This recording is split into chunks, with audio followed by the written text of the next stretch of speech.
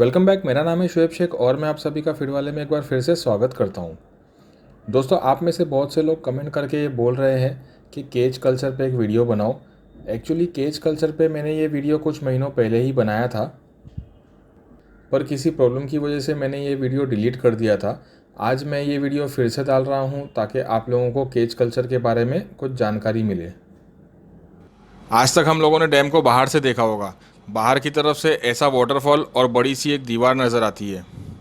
आज हम डैम की इस दीवार के पीछे यानी कि डैम के अंदर वाले पार्ट पे चलेंगे जहाँ पर पानी स्टोर होता है। यहाँ हमारे एक कस्टमर जिनका नाम दत्ता बगड़े है, वो बहुत अच्छी तरह केज कल्चर में फ़िश फार्मिंग कर रहे हैं। इनका सेटअप देख के मुझे इतना अच्छा लगा कि मैं इनके लिए एक सर्टिफिकेट ऑफ अप्रिसिएशन लेकर आया हूँ। आगे आप देखते रहिए, मैं इन्हें एक सर्टिफिकेट भी देने वाला हूँ। सामने जो आपको दिख रहा है वहाँ कुछ केजेस है जिसमें बहुत सारी मछलियाँ रखी गई है। ये जो आप देख रहे हो ये एक फ्लोटिंग हाउस बन रहा है जिसे केजेस के पास लगाया जाएगा, जिसमें ये लोग फिशेस का खाना भी रखेंगे और वहीं पर केजेस के पास केयर टेकर भी रह सकता है। ये लोग हमें पानी के अंदर ले जाने की तैयारी कर रहे हैं। ये जो आप देख रहे हो ये दत्ता जी ने एक छोटी सी बोट बनाई है, उसमें ये हमें वहाँ केजेस के पास ले जाने वाले हैं। ये दत्ता भाऊ है। ये पूरा केज कल्चर का सेटअप इन्हीं का है। मैं आपको पहले पूरा सेटअप दिखा देता हूँ, फिर उसके बाद हम दत्ता जी से इस सेटअप के बारे में पूरी जानकारी लेंगे कि ऐसे सेटअप में कितना इन्वेस्टमेंट लगेगा, कितना एक्सपेंस होता है, फ़िश का ग्रोथ कैसा है, इस पर सब्सिडी कैसे मिलेगी और भी बहुत सारी इन्फॉर्मेशन पर हम बात करेंगे। इस वक्त हम लोग बोट में हैं और केजेस की तरफ जा रहे हैं। डैम काफ़ी बड़ा है। इस पहाड़ के पीछे भी इस डैम का कुछ हिस्सा है जो यहाँ से नज़र नहीं आ रहा है। ये आ गए हम केजेस के पास। ये बहुत खूबसूरत लग रहा है और बहुत ही प्रोफेशनली बनाया गया है। इसे देखकर ऐसा लग रहा है कि ये जुगाड़ करके नहीं बल्कि किसी कंपनी से बनवा के लिया गया है। इस वक्त मैं केजेस के ऊपर खड़ा हूँ और ये केजेस फ्लोट हो रहे हैं। दत्ता भाऊ ने लाइफ जैकेट दिया है। वैसे तो मुझे थोड़ी बहुत स्विमिंग आती है, पर इतना स्टेमिना नहीं है कि मैं यहाँ से किनारे तक एक सांस में जा सकूँ। यहाँ पर पानी भी बहुत गहरा है, लगभग 100 फुट से ज़्यादा ही होगा। ये सारे केजेस आप देख सकते हो। यहाँ फिशेस बहुत नीचे है, इसलिए ये लोग सीपी का फीड निकाल रहे हैं ताकि फीड खाने के लिए मछलियाँ ऊपर आए और आप लोगों को हम लोग फिशेस भी दिखा सकें। फीड डालते ही देखिए मछलियाँ कैसे टूट पड़ती है खाने के लिए। मुझे ये सबसे ज़्यादा अच्छा लगता है। फ़िश जितना एग्रेसिवली खाती है हमें देखने में उतना ही ज़्यादा मज़ा आता है। इसमें पंगशियस मछलियाँ हैं और मछलियाँ बहुत एक्टिव नज़र आ रही है। पता नहीं आपको वीडियो में ठीक से दिखाई दे रही है या नहीं। चलो इन्हें बाहर निकाल के ठीक से दिखाते हैं। आप देख सकते हो कि फ़िश कितनी अच्छी क्वालिटी की नज़र आ रही है। इसकी मेन वजह यहाँ का पानी है। पानी इतना साफ़ है कि मछलियों को यहाँ कोई प्रॉब्लम नहीं होगी। केज कल्चर में सबसे बड़ा बेनिफिट यही होता है कि पानी रुकता ही नहीं है, आता जाता रहता है, जिससे मछलियों को फ्रेश वाटर मिलता रहता है। एक्चुअली आज धूप बहुत ज़्यादा है और इस वक्त 12 बज रहा है, इसलिए वीडियो ठीक से नहीं आ रहा है क्योंकि यहाँ पर सनलाइट बहुत ज़्यादा है। चलो दत्ता भाऊ हमें आगे बुला रहे हैं, आगे चलते हैं। वहाँ पर कॉमन कार्प मछलियाँ हैं। यहाँ पर मुझे पानी के अंदर 2 कलर्स की मछलियाँ नज़र आ रही हैं। इन छोटी मछलियों को दत्ता भाई क्रम्बल खिला रहे हैं। थोड़ा सा खाना डाल के मछलियों को ऊपर ला रहे हैं ताकि बाहर निकाल के आप लोगों को बता सकें। ये देखिए, अभी जो हम पानी में देख रहे थे कॉमन कार्प, उसमें से कुछ मछलियाँ हाथ में आई है। यहाँ पर मुझे जो सबसे ज़्यादा अच्छा लगा वो ये था कि 2 केजेस बाजू बाजू में है और यहाँ से वहाँ जाने के लिए इन लोगों ने बहुत अच्छा सिस्टम रखा है। जैसे कि अभी आप लोगों ने यहाँ पर देखा, ये जो केज कल्चर यहाँ पर हम लोग देख रहे हैं ये दत्ता बगड़े का है। ये दत्ता बगड़े जी हैं और आज हम इनसे बात करेंगे कि केज कल्चर में किस तरह फार्मिंग की जाती है, इसमें कितना इन्वेस्टमेंट लगता है और इसका क्या प्रोसेस और प्रोसीजर होता है सब। उससे पहले मैं इनको एक सर्टिफिकेट देना चाहूँगा। ये मैंने एक सर्टिफिकेट ऑफ अप्रिसिएशन लेके आया हूँ जो मैं इन्हें अवार्ड करना चाहता हूँ क्योंकि ये यहाँ पर बहुत अच्छे से फ़िश फार्मिंग कर रहे हैं। ये हमारे पुराने कस्टमर भी है। सीपी की फीड खिला के ये मछलियों का पालन बहुत अच्छी तरह कर रहे हैं। तो दत्ता जी, सबसे पहले तो आप इसे एक्सेप्ट कर लीजिए कि मैं आपके लिए एक सर्टिफिकेट लाया हूँ। ये सर्टिफिकेट ऑफ अप्रिसिएशन है कि आप बहुत अच्छे से फ़िश फार्मिंग कर रहे हो। आपको और आपका सेटअप देख के खुशी होती है और देख के मतलब अच्छा भी लगता है कि कोई इस तरह भी फिश फार्मिंग कर सकता है, क्योंकि हम लोग जो तालाब में करते हैं और आप ये जो कर रहे हो ये एक एडवेंचर लग रहा है। दत्ता जी, आप यहाँ पर बताएंगे कि आप फिश फार्मिंग कैसे कर रहे हो और कब से कर रहे हो? हम लोग यहाँ से कम 6 महीना होने को आया। 6 महीने से फिश फार्मिंग कर रहे हैं और उसमें केज कल्चर डाल रहे हैं, इसको केज बोलते हैं। तो केज में अच्छी तरह से फिश होती है, जैसे पॉन्ड में नहीं कर पाते, और पॉन्ड में मतलब बैक्टीरिया वगैरह का सब प्रॉब्लम आता जी हाँ। है, इसमें आता नहीं वैसा, और नुकसान ज़्यादा होने का डर नहीं है। ओके। और इसमें कैसा पानी का क्वालिटी भी बेटर रहता जी है, हाँ। तो इसके लिए यहाँ पर मैंने देखा कि पानी की क्वालिटी बहुत अच्छी है, आपकी फिश तो मरती नहीं होगी इस पानी में? नहीं, जहाँ मरते नहीं, खाली जब छोड़ते हैं अपन वो टाइम पे थोड़ी सी ट्रांसपोर्टेशन का जो मोर्टेलिटी रहती है वो उसके कारण ज़्यादा नहीं होती। बराबर। एक्चुअली देखिए, मैं आप लोगों को हर वीडियो में बताता हूँ कि मछलियों का मरने का सबसे मेन कारण उसका पानी होता है। यहाँ पर जो केज कल्चर में मैं देख रहा हूँ पानी इतना साफ़ है और ये डैम काफ़ी बड़ा है, इसका जो पानी होता है केज में नीचे से आता जाता रहता है, तो मछलियों का पानी जो है वो बहुत सेफ रहता है, इसलिए केज कल्चर में मछलियाँ मरती नहीं है, मोर्टेलिटी बहुत कम होती है, नहीं के बराबर होती है। नहीं के बराबर है। आप जो सर सीपी का फीड खिला रहे हो, इसमें आपको मतलब बराबर साइज ग्रोथ मिल रही है? इसको हम लोग से सीपी का क्या जो फीड खिलाते हैं उसमें कम से कम मेरे ख्याल से अभी हम लोग 2 महीना पहले जो सीड डाले थे 2 इंच का, उसका लगभग अभी 6 इंच का 6 या 7 इंच का साइज आया है। ओके। तो बेटर सीड है ये। और इसके अलावा सर अगर आपसे ये पूछे कि केज कल्चर में कितना खर्चा आता है इसको बनाने में? इसको एक केज में 1,07,000 रुपये का GST इंक्लूड रहता है इसमें। अच्छा। तो 1,07,000 रुपये इसमें खर्चा आता है पर केज में। तो इस ऐसा 24 केज का अपने को टेंडर ओपनिंग करके ऑर्डर लेटर देते हैं 24 केज का। अच्छा। तो एक आदमी के नाम पर या लेडीज़ के नाम पर तो 24 केज का टेंडर निकलता है। बाकी अदर डैम में ज़्यादा अगर बड़ा डैम रहेगा तो उसमें 48 केजेस का टेंडर ओपनिंग होता है। अच्छा, तो ये भी तो काफ़ी बड़ा डैम है, तो यहाँ पर 48 का इसमें कैसा रिजर्व जितना रहेगा पानी का जैसा, तो इसमें 0.5% है। अच्छा। और अदर डैम में 0.1% रहता है। अच्छा। ऐसे। तो इसमें 24 केजेस का हम लोगों को परमिशन मिला है, तो हम लोग कर रहे हैं। अच्छा, 24 केजी। अच्छा, इसका परमिशन का क्या प्रोसेस रहता है? परमिशन हम लोगों ने इसका डाला था नासिक फिशरीज में, वहाँ से हम लोग ने टेंडर डाला था, वहाँ से टेंडर गया बॉम्बे में, जो है इसका तारापुर वाला एक्वेरियम, बराबर, नरीमन पॉइंट पे। नरीमन पॉइंट पे वहाँ से हम लोगों को परमिशन मिला, फिर वहाँ से हम लोगों ने स्टार्ट किए थे। और अलीबाग भी जाता होगा उसके बाद पास करने के लिए कि डायरेक्ट यहीं से हो वहाँ जाता पे है? मीटिंग उनका होने के बाद वो लोग डायरेक्टली परमिशन निकाल दे, जैसे कंपटीशन नहीं रहा तो जो फर्स्ट आता है उसको पहले परमिशन दिया जाता है। अच्छा, तो यहाँ पर जैसे आपने अभी ये परमिशन वगैरह का जो प्रोसेस था, ये इजी था या मतलब बहुत डिफिकल्ट काम था कि परमिशन लेना? और क्योंकि गवर्नमेंट के जो प्रोसेस होते हैं कभी कभी बहुत हेडेक वाले रहते हैं, वो इजी नहीं होते, यहाँ से वहाँ भागो, परेशान होना। मतलब जितने भी ऑफिसर लोग मिले तो सब लोगों ने हम लोग को सपोर्ट भी अच्छे तरह से किया, हम लोग को सजेशन भी अच्छा किया, तो इसलिए प्रॉब्लम नहीं आया। अच्छा, ऐसा कोई प्रॉब्लम नहीं है, इजीली आपका प्रोसेस हो गया। और जो डैम से जो पासिंग करवाना था केज कल्चर करे, वो भी इजीली हो गया?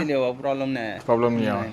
आप टेंडर वगैरह भरना करना इजी प्रोसेस होता है? इजी प्रोसेस है, ज़्यादा मतलब तकलीफ वाला नहीं। अगर समझ में आ गए सब पेपर वर्क अगर अच्छे से करेंगे तो प्रॉब्लम आता ही नहीं उसमें। बराबर। और आपने कल भी फिश बेचे हो यहाँ से? हाँ। तो वो क्या साइज की फिश थी? वो लगभग 500, 700 या 900 ग्राम का गया। 500 से ऊपर, सब 500 से ऊपर था। 500 ग्राम से ऊपर। तो जैसे कि आपका जो केज है ये तो नदी के डैम के बीच में, पानी के बीच में, तो जब जैसे गाड़ी लोडिंग करनी होती है तो बाहर, अब जैसे हम लोग जो बोट से गए थे उसी से बोट से आती है वैसा, मतलब उसमें हापा वगैरह रहता है। अच्छा। हापा में हम लोग सब फिश वहाँ से ट्रांसफर कर लेते हैं और उसके बाद वहाँ से बोट से लेके आते हैं बाहर। फिर बोट से बाहर लेके आने के बाद कैरेट में भर के वेट करके फिर जिंदा फिश हम लोग सप्लाई करते हैं। एक्चुअली ये काम में तो जिंदा फिश का ही डिमांड ज़्यादा होता है, लाइव फिश ही देते हैं, तो आपको मतलब उसमें कोई दिक्कत नहीं होती है। नहीं, और ये जो दत्ता जी यहाँ पर जो कर रहे हैं ना, ये मुझे तो ऐसा लग रहा था कि बहुत एडवेंचरस है। एक जो हम लोग जो जाते हैं दूर दूर जाते हैं एडवेंचर करने के लिए, ये दत्ता जी तो फ्री में एडवेंचर कर रहे हैं और मतलब काम के साथ में मज़े भी हो रहे हैं। अच्छा, अगर इसमें सब्सिडी का कुछ लेना हो किसी को, तो सब्सिडी का क्या प्रोसेस होता है इसमें? इसमें सब्सिडी का प्रोसेस ऐसा है कि उसमें अगर जेंट्स के नाम पर अगर अपन टेंडर लेते हैं तो जेंट्स के नाम पर मेरे ख्याल से 40% है। 40%। और लेडीज़ के नाम पर अगर टेंडर लेते हैं अपन तो उन लेडीज़ के नाम पर 60% का है। 60% है। और जो SC और ST क्लास के होते हैं उनको भी 60% मिल जाता है ना? हाँ, रेगुलर। जो जनरल कैटेगरी में लोग आते हैं उनको 40% होता है। 40% है। और जो शेड्यूल कास्ट या शेड्यूल ट्राइब के होते हैं या फिर एक फीमेल फार्मर होते हैं तो उनको ज़्यादा मिलता है, 60% मिल जाता है। फीमेल में ज़्यादा, मतलब 60%। अच्छा, ओवरऑल सब्सिडी का जो प्रोसेस रहता है वो ईजी होता है या डिफिकल्ट होता है? क्योंकि लोग बायोफ्लॉक में बहुत से लोग सब्सिडी लेने की कोशिश कर रहे हैं, लेकिन लोगों को दिशा ही नहीं मिल रही कि कहाँ जाना है और क्या करना है। आपने जैसा आप एप्लीकेशन किए हो, तो एप्लीकेशन का जो प्रोसेस था वो इजी था या डिफिकल्ट था? हम लोगों ने जो एप्लीकेशन किया ना, थोड़ी सी डिफिकल्ट प्रॉब्लम आया। जैसे मतलब अगर पेपर वर्क करना है तो हम लोगों को तो पहले मालूमात नहीं था। अच्छा। फिर ऑफिशियली लोगों को अगर पूछे तो उन लोगों ने हम लोगों को काफ़ी अच्छे से सपोर्ट किया ना। ओके। तो उसके बाद हम लोगों ने उन्हीं के रास्ते पे हम लोग चल के फिर जो जो पेपर वर्क चाहिए वो हम लोगों ने उनको सबमिट किया। उसके बाद हम लोगों का फाइल प्रोसेस होके फिर वह नासिक फिशरीज से बॉम्बे में गया, तारापुर एक्वेरियम में। वहाँ जाने के बाद अभी नेक्स्ट अभी मीटिंग होगा तो उसके ऊपर वो एक्शन लेंगे हम लोगों को। तो मतलब टोटली ई गया कैटेगरी में, मतलब हम लोगों का सभी प्रोसीजर अच्छा है अच्छा। कि कोई भी पेपर वर्क या कुछ भी पेपर हम लोगों ने कम नहीं रखा, इसलिए हम लोग को प्रॉब्लम नहीं आया। इसलिए हम लोग का मतलब पूरा फाइल सबमिट करा दिया इसे। अच्छा, आप रहते भी यहीं पे हो, मैं और यहाँ पे आपके घर वाले ही, जो आपका लड़का है, आपकी बहन का लड़का है? तीनों लड़के ही मेरा प्रोजेक्ट संभालते हैं। बराबर, मतलब आप लोग टोटल 4 लोग मिलके इसको 5 लोग हैं हम लोग, 5 लोग भांजा हैं। भी है मेरा। तो हम लोग 5 लोग मिलके संभालते हैं। हम लोग लेबर बाकी लेबर वगैरह की आपको कभी जरूरत नहीं पड़ती? लेबर का जरूरत पड़ता है,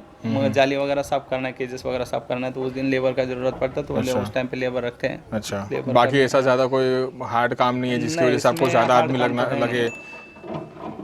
इजी, आप इस प्रोसेस को, जो केज कल्चर का जो फार्मिंग आप कर रहे हो, इसको आप इजी बताओगे या डिफिकल्ट बताओगे, हर चीज़ को ओवरऑल देखते हुए? इजी है, ज़्यादातर तकलीफ नहीं है। जैसा डैम लाइन में अगर अपन प्रोजेक्ट डालते हैं, डैम लाइन अगर डैम लेते हैं तो उसमें कैसा होता है, अपने को नेटिंग करना पड़ता है, फिर उसमें फिश आटे की शिकार होंगी तभी अपने को शिकार मिलेगी, तभी अपने को फिश मिलता है। और इसमें कैसा, इसमें डायरेक्ट अपन नेट में केजेस में रखते हैं फिश, खाना खिलाओ, बढ़ाओ और सेलिंग करो। और जैसे कि डैम में अगर पानी का बहाव ज़्यादा हो गया, वेव्स वगैरह हो गई, हवा ज़्यादा चल रही है, तो उस सिनेरियो में कुछ डिफिकल्टी, कुछ प्रॉब्लम आता है केज कल्चर को? इसमें केज कल्चर में अगर अपन समझ लो ना, बैरल में करते हैं कोई लोग, तो बैरल में करने का प्रॉब्लम ये होता है, बैरल इन द सेंस जो वो ड्रम रहता है, ड्रम के ऊपर वो जो घर, मतलब वो जुगाड़ करके जो बनाया जाता है। और इन्होंने ये जो बनाया है ये बहुत ही प्रोफेशनल है। अभी आप लोगों ने देखा, जो इनके केजेस है बहुत प्रोफेशनल है। जो आप बैरल जो बोल रहे हो, वो जुगाड़ करके जो ड्रम वगैरह लगा के बनाते हैं, अगर डालते हैं उसमें, अगर बैरल वगैरह लगवा के अपन उसमें अटैच करते हैं, तो उसमें ऐसा होता है कि उसको टोटली वेल्डिंग किया हुआ रहता है। तो उसमें ऐसा है, अगर वेव अगर ज़्यादा टाइप में उठता है तो वो बेंड भी हो जाता है। इसका मतलब अपना अगर प्रोजेक्ट उसमें डालते हैं तो प्रोजेक्ट में तकलीफ भी होता है। ये होता है कि उसका मेंटेनेंस बढ़ जाता है। उसको बार मेंटेनेंस करेंगे तो वो खर्चा अलग से हो जाता है। इसमें हम लोगों ने पॉन्टून में किया हुआ केजेस। किसमें किया हुआ है? ये पॉन्टून बोलते हैं इसको। अच्छा, तो ये फ्लोटिंग है? हाँ, फ्लोटिंग पॉन्टून है। पॉन्टून में किया हुआ, तो इसमें खाली नट बोल्ट प्लास्टिक का लगा हुआ है, तो इसमें प्रॉब्लम आता ही नहीं। वेव भी आएगा तो वो फ्लोट होगा, ब्रेकिंग नहीं। और सर जाली जो आपने यूज की हो काफी अच्छी किस्म की लग रही है, तो जाली भी फटने वगैरह का ऐसा कोई टेंशन नहीं कि मछलियां बड़ी हो जाए तो मतलब उसको फाड़ दे, ऐसा कुछ? जो जाली यूज किया है ना, वो मतलब घर वाले कंपनी का यूज किया हुआ है, तो इससे फटने का प्रॉब्लम नहीं। तो अभी यहाँ पर जो आपने जो केजेस लगाए हो, इसमें अगर आपको अपने काम को एक्सपांड करना हो और केजेस लगाना हो, तो वो भी आप कर सकते हो? उसका परमिशन लेना पड़ेगा? अभी हम लोगों ने टेंडर जो लिया था वो 24 केजेस का टेंडर मुझे पास मिला था, तो मैंने 24 केजेस का करने की कोशिश में, तो फिर भी मैंने 18 केज डाला है। अभी मेरा 6 केज बाकी लगाने का बाकी है। और भी मतलब मेरे बहन का केजेस है, वो भी 24 केजेस का है, तो वो भी मतलब चालू है उनका भी काम। तो वो भी 24 केज करने वाले हैं। बराबर। और अभी मतलब ये 18 केज मैंने खुद के लगाए।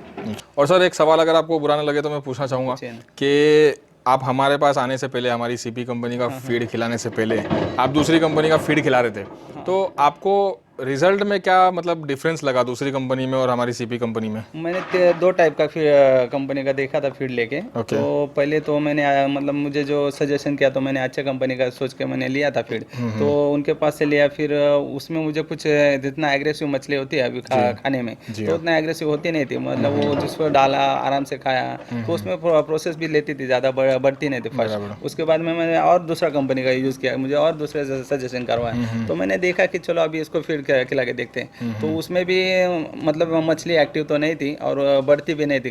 मैंने वो उसका वजन भी नाप के देखा था, तो उसमें वजन वगैरह बढ़ा नहीं था। मैं जब आपका मैं वीडियो यूट्यूब पे देखा था, काफ़ी मात्रा में मतलब सीपी का और फीड वाले का जो वीडियो है, मैं हमेशा देखते रहता हूँ। अच्छा, थैंक यू। आप सजेशन करते रहते हो, ये करना चाहिए, वो करना चाहिए, क्या क्या नहीं होता है, तो मैं देखते रहता हूँ। तो फिर मैंने आपका वीडियो देखा, तो उसमें आपने सीपी का यूज़ किया। सीपी में मतलब अच्छा ग्रोथ वगैरह मिलता है। जैसा मतलब मैंने 2 महीने पहले अगर 2 इंच का छोड़ा हुआ बच्चा है, अभी मछली का बच्चा अगर 2 महीने पहले छोड़ा है, तो उसका अभी कम से कम मात्रा मेरे ख्याल से 2.25 महीने में 6 इंच तक गया है। और ग्रोथ भी अच्छा है और मतलब बूस्ट अच्छा करता है। और आपको जो सीपी सजेस्ट किसने किया था? सीपी सजेस्ट तो मुझे किसी ने किया नहीं है। अच्छा, आप आपका मेरे वीडियो देख के मैं- आपको मुझे मन मतलब लगा ऐसा कि चलो मैंने 2 कंपनी का यूज़ करके देखा, उसमें मेरे को अच्छा सा ग्रोथ आया नहीं, तो मैं आपका एक्चुअली भी यूज़ मैं किया, तो लोगों उसमें को यहाँ आपका पर बताना चाहूँगा कि होता क्या है कि दूसरी कंपनी की फीड जो होती है वो सस्ती होती है। बराबर है। सीपी की फीड, मैं देखिए मैं डीलर हूँ, लेकिन मैं फिर भी मैं जानता हूँ और आप लोग भी ये बात जानते हो कि सीपी की फीड जो होती है वो थोड़ी सी महंगी होती है। बराबर। लेकिन फ़र्क क्या होता है कि जैसे सीपी की फीड आप जो 15 दिन में खिलाने के बाद में जो आपको साइज़ आएगा, दूसरी जो सस्ती कंपनी की फीड होती है उसको आपको 22 से 25 दिन खिलाना पड़ेगा। बराबर। तो लोग ये नहीं सोचते कि हम महंगा खिला रहे लेकिन 15 दिन के लिए खिला रहे, और जो सस्ता फीड जो होता है वो खिलाने के लिए आपको 10 दिन एक्स्ट्रा खिलाना पड़ता है। बराबर। तो वो 10 दिन का जो कॉस्ट होता है, जो समझो 1 किलो में जो सीपी में रिजल्ट आएगा, बराबर। वो रिजल्ट आपको 1.5 से 1.25 किलो में आएगा दूसरी कंपनी में। बराबर। तो लोग वो चीज़ नहीं समझते। यहाँ पर फीड महंगी है सीपी की, लेकिन रिजल्ट बहुत अच्छा है। लगता है महंगी, मगर रिजल्ट उसमें अच्छा है कि चलो एक देखिए सर, आपको अगर समझो कल्चर आपका फॉर एग्जांपल अगर 6 महीने का है, बराबर। तो 6 महीने की मछलियाँ आपकी अगर 4.5 महीने में रेडी हो रही है, तो आपका 1.5 महीने का फीडिंग का जो पैसा बच रहा है, तो वो भी तो आपका प्रॉफिट है। उसके अलावा आप दूसरी जो मछली डालोगे तो 1.5 महीना पहले ही डाल सकोगे, क्योंकि आपके जो केज कल्चर है वो खाली हो जाएगा, आपका जो कल्चर निकल जाएगा, आपके पास थोड़े पैसे आ जाएंगे, प्रॉफिट भी हो जाएगा, और प्लस आप दूसरी जो मछलियाँ डालोगे, दूसरा कल्चर करोगे, उसमें आपको डबल प्रॉफिट होगा। लोग ये नहीं सोचते कि सीपी से ग्रोथ बहुत अच्छा मिलेगा और प्रॉफिट भी ज़्यादा होगा। लोगों का सोचना कैसा है, अगर अपन सस्ता लेंगे फीडिंग तो उसको खिला के भी मच्छी बढ़ेगा, तो मच्छी एक्चुअली नहीं बढ़ती। एक्चुअली मैं लोगों को ज़्यादा लेती है। लोगों को मैंने यहाँ तक कि देखा हूँ कि सर लोग है ना वो राइस का जो भूसा होता है, राइस ब्रान खिलाते हैं, फिर उसके बाद में जो बहुत सी मतलब वेस्टेज होती है गेहूं का, चने का, और पता नहीं मक्का और क्या क्या खिलाते हैं, और फिर बाद में 6 महीने के बाद आते हैं और ये बोलते हैं कि सर मेरी मछली बढ़ नहीं रही है। फिर वहाँ से वो लोग जो फीडिंग चालू करते हैं तो मछलियाँ बढ़ने लगती है, लेकिन वहाँ पर बहुत लेट हो जाता है। होता क्या है सर कि जो मछली छोटी होती है ना, तो उसको ज़्यादा प्रोटीन और ज़्यादा अच्छा फीड खिला के उसको बचपन से फास्ट ग्रोथ दो। जब ग्रोथ बचपन से ज़्यादा होगी ना, तो वो लास्ट तक बहुत जल्दी बड़ी होगी। लेकिन अगर जब ग्रोथ उसकी बचपन में अगर उसकी ग्रोथ रोक दी जाएगी तो उसका वजन नहीं पकड़ेगा। आदमी जिंदा तो रहता है मगर उसका साइज नहीं, हाँ, साइज नहीं बढ़ पाता, वो टाइप हो जाता है। तो लोग हमेशा लेट आते हैं, और मेरा यहाँ पर कहना यही है कि जल्दी जागो, लेट मत जागो। सही है। और यहाँ पर तो इनको किसी दवाई की ज़रूरत ही नहीं है। इन्होंने मुझसे पूछा भी था कि आपने मुझसे पूछा भी था बराबर कि दवा में क्या कुछ डालना चाहिए क्या। यहाँ पर सर आपको कोई दवा डालने की ज़रूरत नहीं है, क्योंकि यहाँ पर आपका पानी जो है बहुत साफ़ है, और एक जगह रुक रहा नहीं है, बहता हुआ पानी है। पानी एक तरफ से आ रहा है, दूसरी तरफ से निकल रहा है, और पानी का यहाँ पर कोई प्रॉब्लम नहीं है। और मछली की जो बीमारी होती है वो पानी की वजह से ही होती है। पानी की वजह से होती है। पानी अगर रुका हुआ रहेगा तभी बीमारी बढ़ेगी। सही बात है, सही बात है। और हम लोगों को जाली वगैरह रेगुलर साफ करते हैं, इसके कारण बीमारी तो आती नहीं।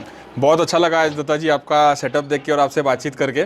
इनफैक्ट मैं तो ये कहूँगा कि लोगों को भी और ख़ास करके मुझे भी आपका ये काम देख के, केज कल्चर है, ये केज कल्चर देख के मुझे तो बहुत इंस्पिरेशन मिली है, और मुझे ऐसा हो रहा है कि हमें भी ये करना चाहिए। लेकिन हम लोग जैसे हम लोगों के पास जहाँ हम लोग रहते हैं वहाँ पर डैम नहीं है।